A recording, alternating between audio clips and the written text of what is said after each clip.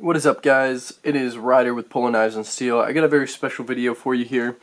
Obviously, as you can see from the title and what we have on the table, I have a Strider Knives Monkey Edge Frag Edition.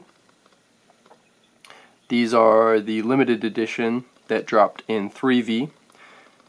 As I make this video, I believe it's like August 13th. But these guys went up a little under a week ago, and I happened to be on Instagram at the right time, and I was able to snag one. Super happy to get a hold of this. My first Strider. Obviously, pretty cool steel being in 3V. Let's see. Focus in on that real quick. Yeah, so this is going to be a quick first impressions, a little bit of a discussion on 3V, but I don't want to get too deep into it just because I am not a steel expert, and there are some great videos and some great people out there on YouTube who know a lot more about this steel than I do. So we'll just hop straight into it. I want to talk about, like I said, first impressions and then what comes in the box. So let's start with the most important thing, and that is the knife. This guy has, I don't know what they call this coating. I want to say it's an oxide finish. I'm a little new to the Strider game, so you'll have to forgive me if I get some of this stuff wrong. Yeah, we'll start with the blade. It's the most important part. This guy is razor sharp. It is razor sharp. This is, I've seen a little bit of discussion about this online. This is the SMF thickness. They call this the fatty SNG, right? So they took the SMF thickness, they slapped it on this blade, and they're calling it the fatty. Now, I had heard that this is going to be standard production size, so I don't know how special that is, but either way, it's cool. It's a good fit for this knife. It's such a beefy knife anyway, or it would have been, and then they just beef it up that extra little bit, so it's going to be as thick as an SNG or a SMF instead of an SNG. I like the thumb studs that they're polished. Gives it a nice little accent. You can see the spine there. I don't have anything to compare it to right now, but when we get into a more in-depth video about the Strider SNG, just in terms of like collectability and all that good stuff, just an overview, or a little more in-depth than an overview. This is supposed to be the overview. Moving on, let's keep with the blade. We have the Monkey Edge stamp right here, which is really cool. I like little logo things like that on my knives. Excuse me, guys. I'm feeling a little bit under the weather this morning. Just woke up making this video. Wanted to get it out there because I know these guys are in pretty high demand. Let me know what you think of the lighting setup. I have a neon light over here, and it's going to cast some really weird shadows, but I think it's giving us a lot of quality light. And it's a little overcast today, a little darker than I would have liked to film, but I want to get this out as soon as possible. I tried this video yesterday, didn't like it, so I'm remaking it. M Strider, no longer Strider, if you're not familiar. Since Mick and Dwayne have parted ways, they've changed a lot of things. And we'll get to more of those in a little bit. There's that 3V stamp.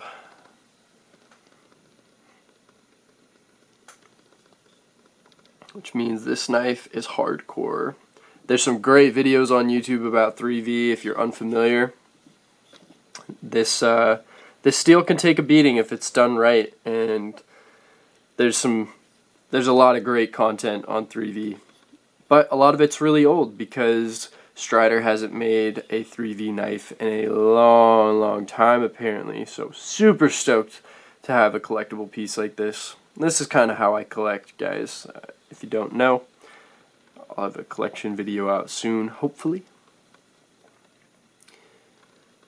And we'll just talk about the grind real quick. This is the Dagger grind. So it's not a standard run-of-the-mill SNG anyway.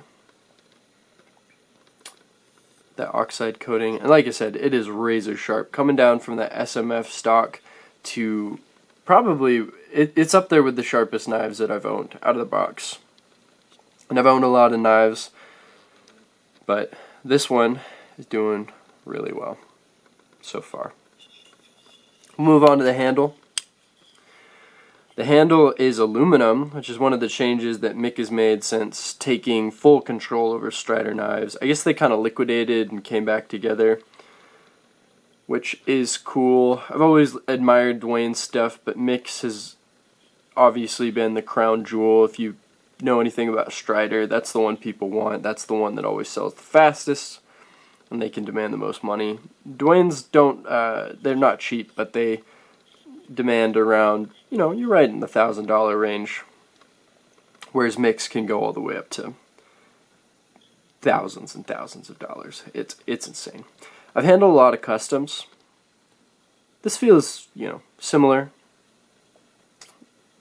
Not a whole lot of S&Gs. People like their SMFs or their Yetis or their XLs, so I don't have a lot of experience with the S&G, but it's a good size for the hand. This wedge on the handle fits very well. Of course, the reverse grip is excellent. We get a nice seating there. Not that I'd ever need it, but just cool to have. Of course, this wonderful Strider finish. You can get a good focus on that. This is one of my favorite parts of Strider knives, this flame tie.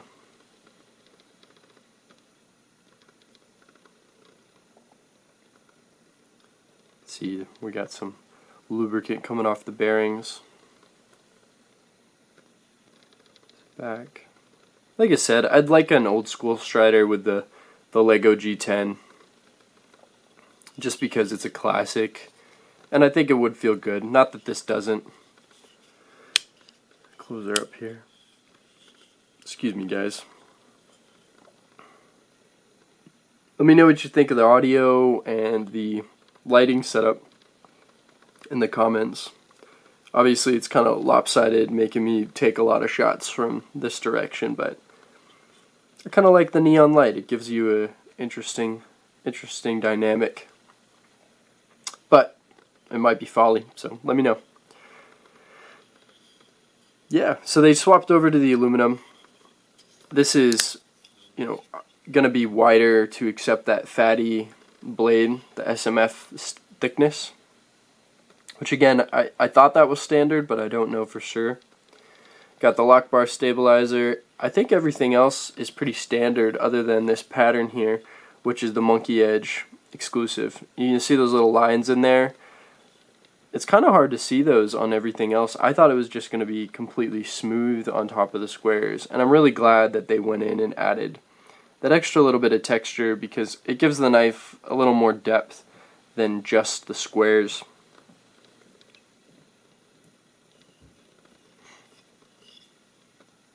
They've changed the pivot hardware since the old runs of S&Gs and SMFs.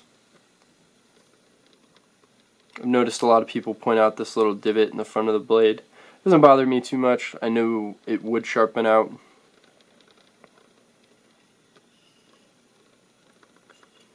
Yeah, let's get into the box. Since we were just talking about the squares, I like that Monkey Edge is aware. They're self-aware of their branding. If it's not from Monkey Edge, it's just squares. This is a little sticker.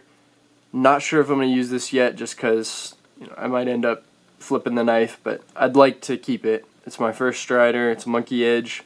It's one of the most collectible production knives. You'd see that neon in there. Pretty cool. I like that they do neat stuff like this. So as far as what all the knife comes with, it comes wrapped in this Monkey Edge microfiber cloth, which is a cool touch. It's all bound together with this little guy right here. See if we can focus.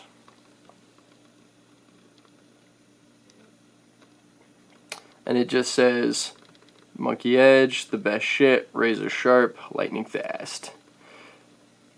Haven't decided what I'm gonna do with this guy yet, but I'd like to keep it around. It's kind of a cool little reminder of the knife. I like little things that can remind me of purchases or companies that I like. Take that down. This is kind of like your warranty card, and it's almost an anti-warranty card. Care and feeding of your Strider knives folder. Basically says, you know, there should be no problems. Rust. A lot of things are made in tool steel. 3V is not very corrosion resistant, so it makes sense that they would have this. I think this is pretty standard for all monkey edge knives. And then you've got your warranty. In this, they kind of say, you know, this is why it comes in a plastic bag. And I like that they acknowledge the fact that it comes in a plastic bag instead of, you know, just letting me think that that's how it's. Lazy packaging. You know, I don't have a Strider box. I have a plastic baggie and this rubber band. That's why I want to keep it, you know. Like I said, this was just wrapped in this, and they had the rubber band sealing it. So it wasn't a bad unboxing. I tried to film a video, guys, but it just died on me. My camera was dying. I was on lunch break. It just wasn't meant to be. So I'll catch it on the next one. I don't do many unboxings. Get a little card with it. Thank you, Jay. Really appreciate you getting me this. If you're watching. I like the little packaging deals. Makes for a better knife experience. Especially when you pay as much as you do for a Strider. You want to have a little bit of an experience when you open the box. It's not just about the knife. Now, the knife is phenomenal, don't get me wrong. It's going to be a hard worker and a beater if I ever get the nerve to use it. If you don't know, these guys are in pretty high demand because the return of 3V and return of the Monkey Edge, return of Strider. I was looking at YouTube and it looks like 6 years ago was the last time they did a drop.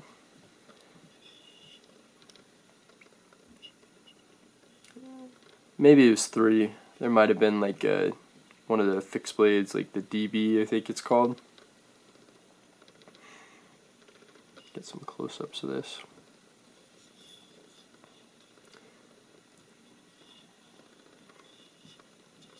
I knew I needed a flame finish Strider. Just didn't know what. I'm a big Tonto guy, and if you guys watch my collection video, you'll see that. But these guys, this guy's pretty cool. I like it. Feels good in the hand. Get a lot of positive purchase on there. I know a lot of people like to choke up and use the knife in different ways, and it's very comfy. This is the most time I've had with a Strider. I get to handle them at shows a lot, but you never really get to feel the knife out and carry it and get acquainted with all of the little things you like and dislike. Not a whole lot of rounded corners. Obviously, we have this little bit right here. Right on the thumb, or the finger choil index or whatever. Let's round it off a little bit. It rounds off at the edges so it's not super sharp. Lanyard's hole is a lot smaller than I thought it would be, oddly enough. But yeah, guys, I think that's going to be it for me. I'm kind of just rambling on at this point. This has been Ryder with Polar Knives and Steel. You can follow me on Instagram at Polar Knives Steel. Stay tuned. If you like this video, please subscribe. If you have any comments, concerns, questions, suggestions, leave them down in the comments below. Thank you for watching, and I'll see you in the next one. Peace.